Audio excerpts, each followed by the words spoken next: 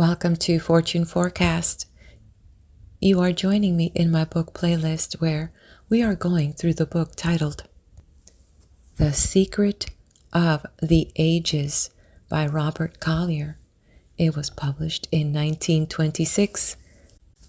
It is in the public domain. If you are new to my channel, welcome. I am Daisy, your hostess. If you're just discovering this book at this chapter, please feel free to go to my book playlist where you can grab the book there in its entirety and you can peruse through the other books that have been added to the channel. And to our Fortune community, welcome back. Imagine somebody giving you the secret of the ages. That's what this author is promising here in this book. Funny thing. Now that we know, is it a secret anymore?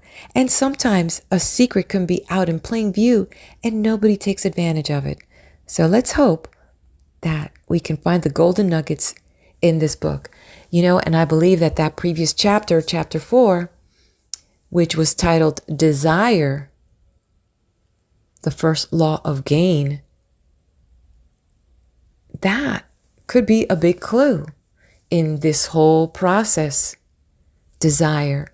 Have you ever asked yourself, how bad do you want something? And I believe that that's where the author was going. How bad do you want it? Do you want it bad enough to give up what you are currently doing? Do you want it bad enough to change habits? Do you want it bad enough to do a little more, be a little more? Sometimes we think we want something bad enough, but then we're not willing to do what needs to get done. We're not willing to sacrifice.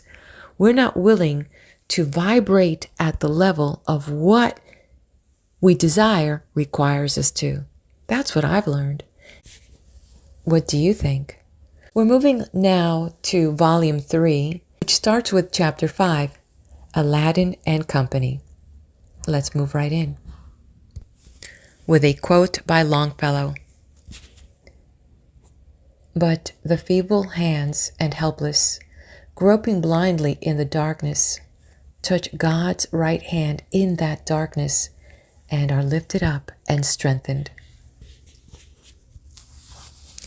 It is not always the man who struggles hardest who gets on in the world.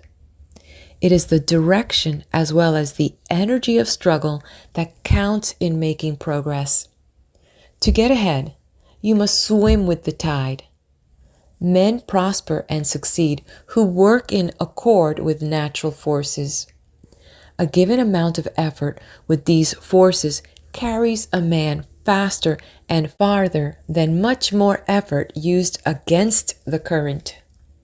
Those who work blindly, regardless of these forces, make life difficult for themselves and rarely prosper. It has been estimated by wise observers that on the average, something like 90% of the factors producing success or failure lie outside a man's conscious efforts, separate from his daily round of details. To the extent that he cooperates with the wisdom and power of universal mind, he is successful, well, and happy. To the extent that he fails to cooperate, he is unsuccessful, sick, and miserable. All down the ages, some have been enabled to taste and see that the Lord is good. Prophets and seers, being blessed with the loving kindness of God, have proclaimed a God of universal goodness, saying, "The earth is full of the goodness of the Lord. Thou wilt show me the path of life. In thy presence is fullness of joy." Now, we know that this infinite good is not more available to one than it is to all. We know that the only limit to it is in our capacity to receive. If you had a problem in mathematics to work out, you would hardly gather together the necessary figures and leave them to arrange themselves in their proper sequence. You would know that while the method for solving every problem has been figured out, you have to go work it. The principles are there, but you have got to apply them. The first essential is to understand the principle, to learn how it works, how to use it. The second, and even more important part, is to apply that understanding to the problem in hand. In the same way, the principle of infinite energy, infinite supply, is ever available. But that energy, that supply, is static. You've got to make it dynamic. You've got to understand the law. You've got to apply your understanding in order to solve your problems of poverty, discord, disease.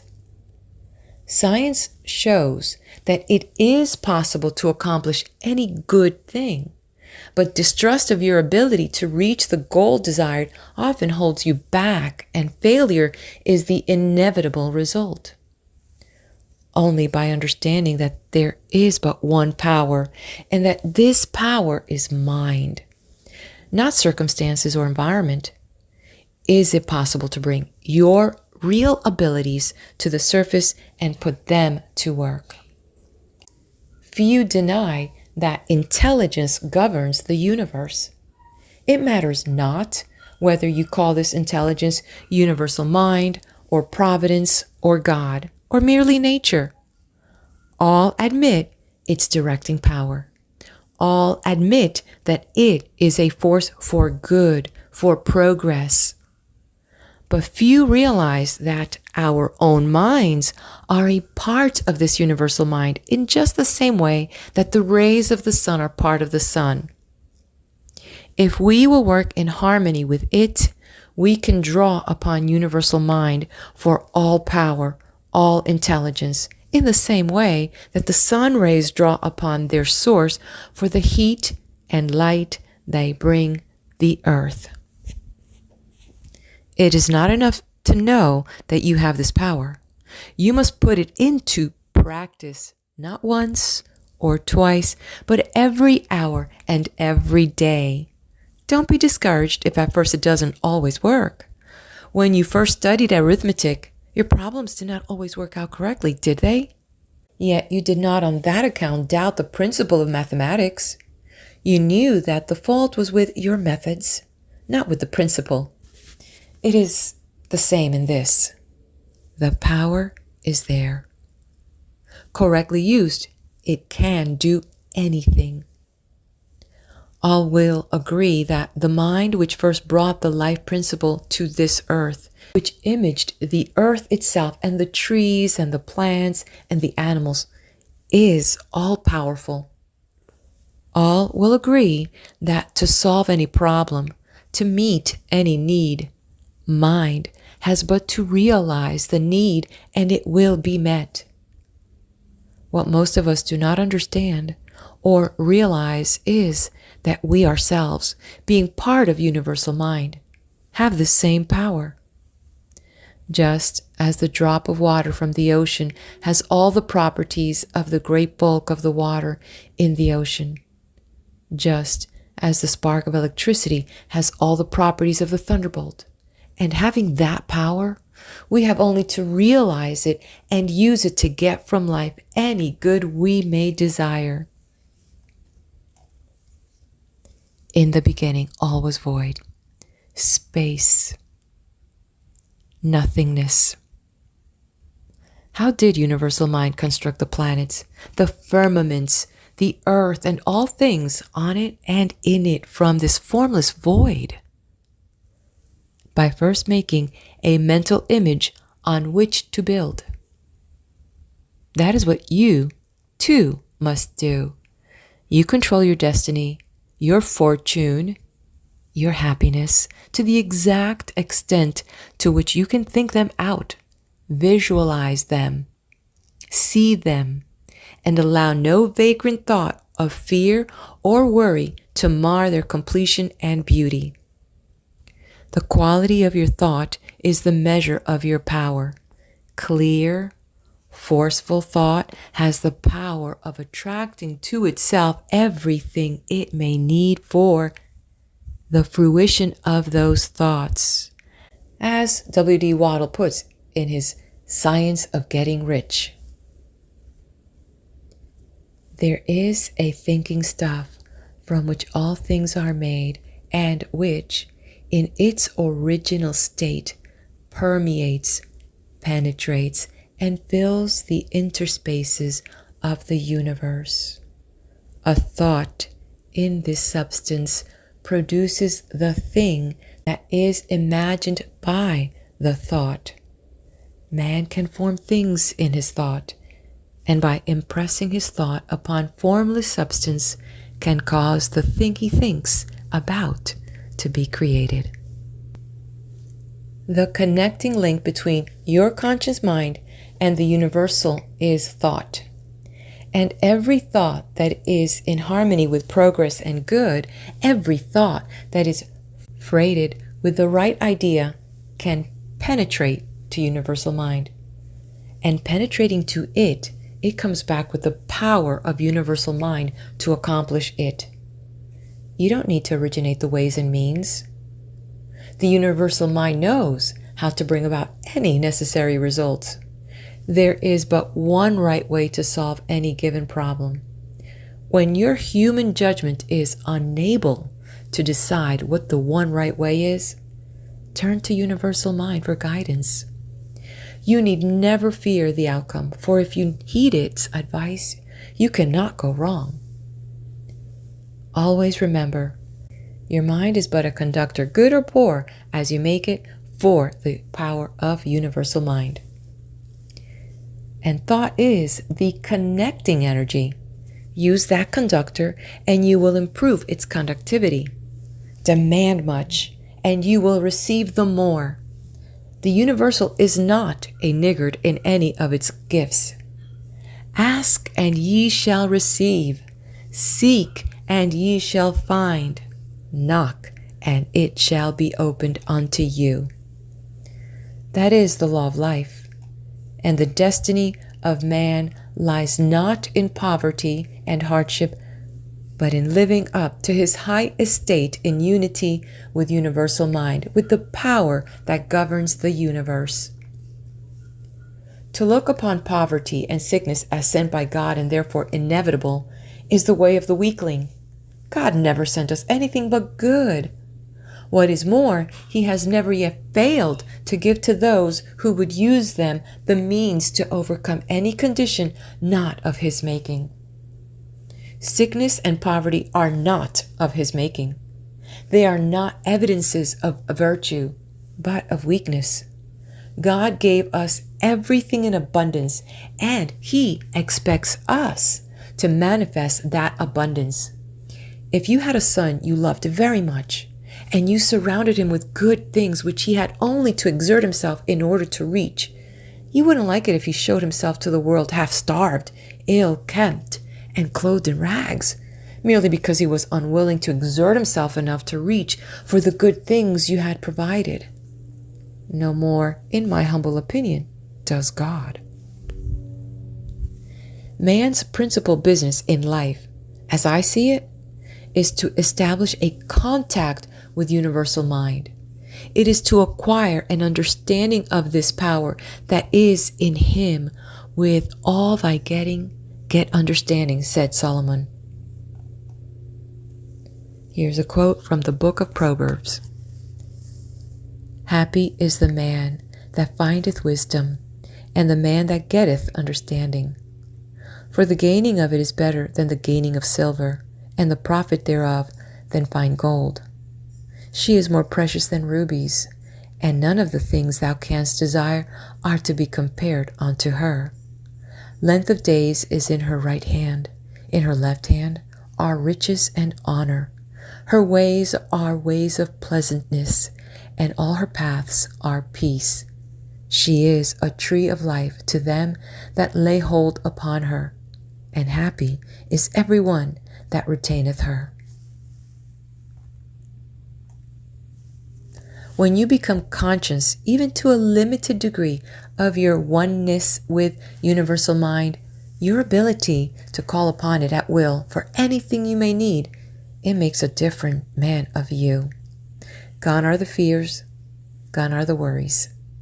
You know that your success, your health, your happiness will be measured only by the degree to which you can impress the fruition of your desires upon mind. The toil and worry, the wearisome grind, and the back-breaking work will go in the future as in the past to those who will not use their minds. The less they use them, the more they will sweat, and the more they work only from the neck down, the less they will be paid, and the more hopeless their lot will become. It is mind that rules the world. But to use your mind to the best advantage doesn't mean to toil along with the mere conscious part of it. It means hitching up your conscious mind with the man inside you, with the little mental brownies, as Robert Louis Stevenson called them, and then working together for a definite end. "My brownies, God bless them," said Stevenson, "who do one half of my work for me when I'm fast asleep, and in all human likelihood do the rest for me as well when I'm wide awake, and foolishly suppose that I do it myself. I had long been wanting to write a book on man's double being. For 2 days I went about racking my brains for a plot of any sort, and on the second night I dreamt the scene in Dr. Jekyll and Mr. Hyde at the window, and a scene afterwards split in two, in which Hyde, pursued, took the powder and underwent the change in the presence of his pursuer." Another famous writer has spoken in similar strain, and every man who has problems to solve has had like experiences. You know how, after you have studied a problem from all angles, it sometimes seems worse jumbled than when you started on it. Leave it then for a while, forget it, and when you go back to it, you find your thoughts clarified, the line of reasoning worked out, your problem solved for you. It is your little mental brownies who have done the work for you. The flash of genius does not originate in your own brain. Through intense concentration, you've established a circuit through your subconscious mind with the universal, and it is from it that the inspiration comes.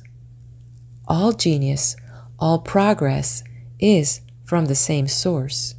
It lies with you merely to learn how to establish this circuit at will so that you can call upon it at need. It can be done. In the inner consciousness of each of us, quotes Dumont in The Mastermind, there are forces which act much the same as would countless tiny mental brownies or helpers who are anxious and willing to assist us in our mental work, if we will but have confidence and trust in them. This is a psychological truth expressed in the terms of the old fairy tales. The process of calling into service these inner conscious helper is similar to that which we constantly employ to recall some forgotten fact or name. We find that we cannot recollect some desired fact, date, or name, and instead of racking our brains with an increased effort, we, if we have learned the secret, pass on the matter to the inner consciousness with a silent command. Recollect this name for me, and then go on with our ordinary work.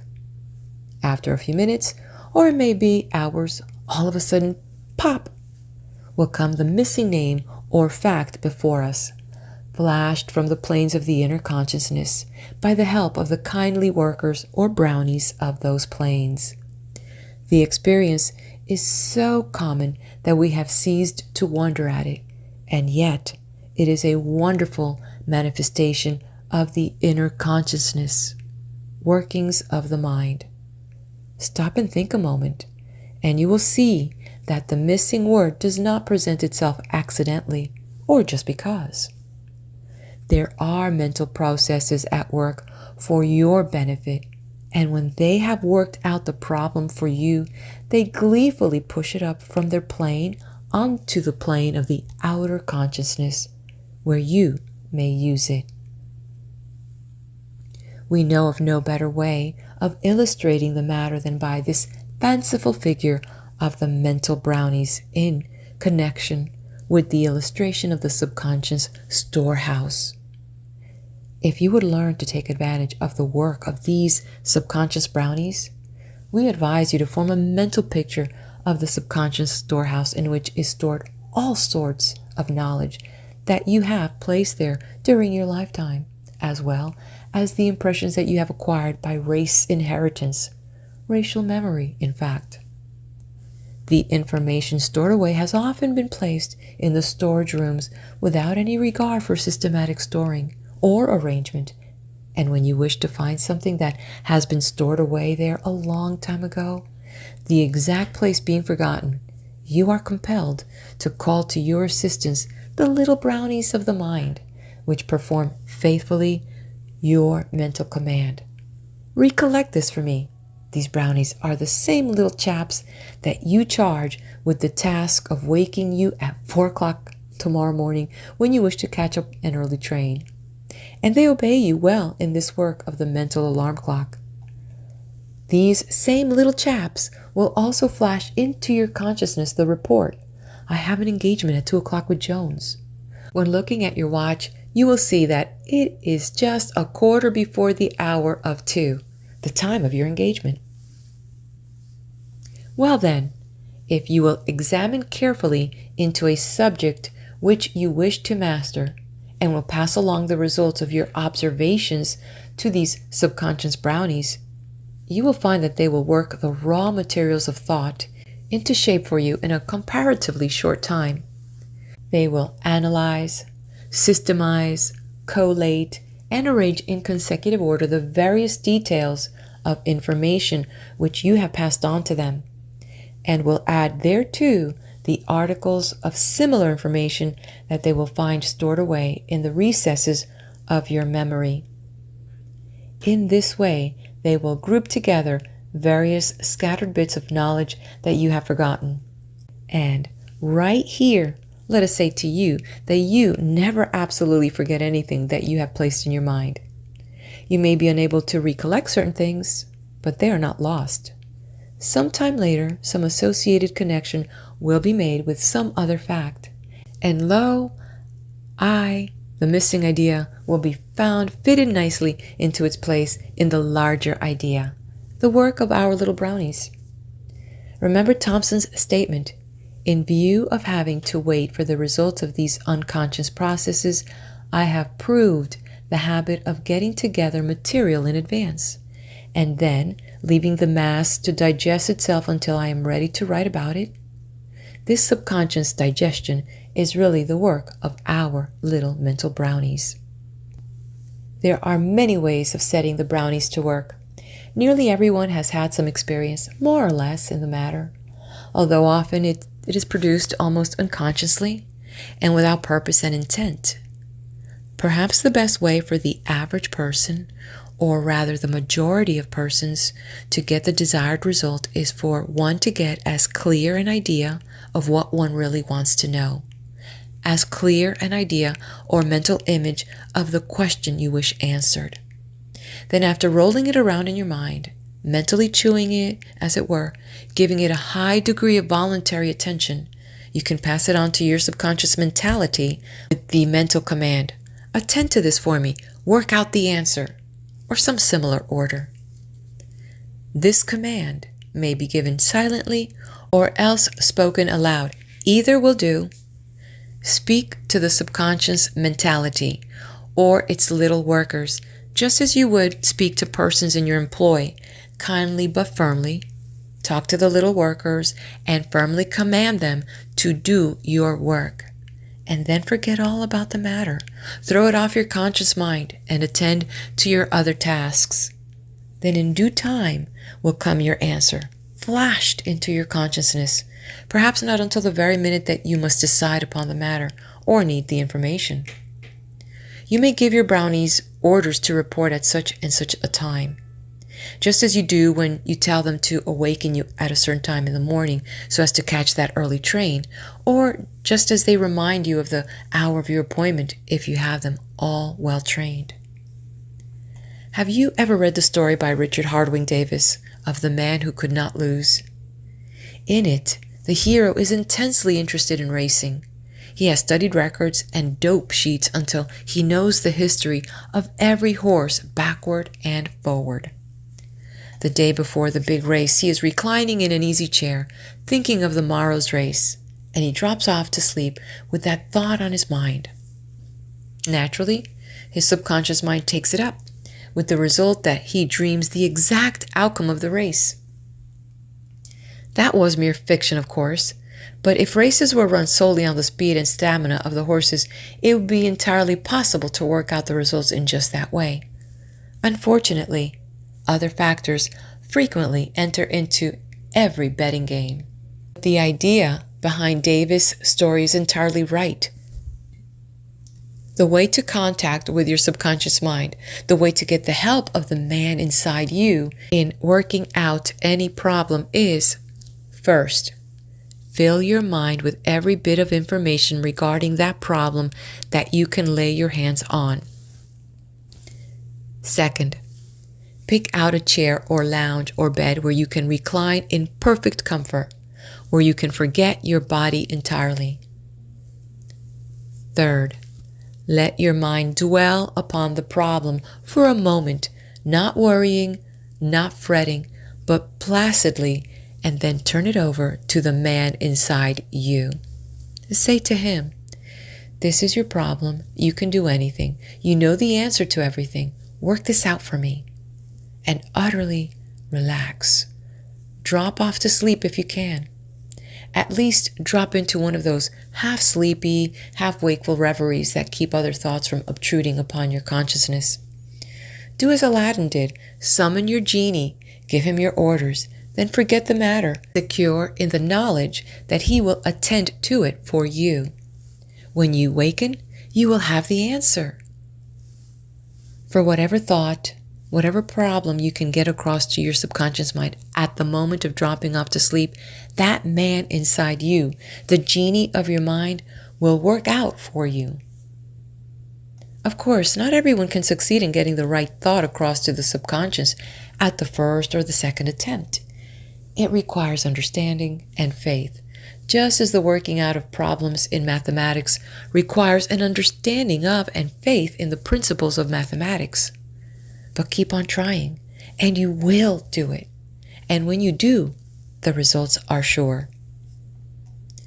If it is something that you want, visualize it first in your mind's eye. See it in every possible detail. See yourself going through every move it will be necessary for you to go through when your wish comes into being. Build up a complete story, step by step, just as though you were acting it all out. Get from it every ounce of pleasure and satisfaction that you can. Be thankful for this gift that has come to you. Then relax. Go on to sleep if you can. Give the man inside you a chance to work out the consummation of your wish without interference. When you awaken, hold it all pleasurably in thought again for a few moments. Don't let doubts and fears creep in, but go ahead, confidently, knowing that your wish is working itself out. Know this, believe it, and if there is nothing harmful in it, it will work out. For somewhere in universal mind, there exists the correct solution of every problem.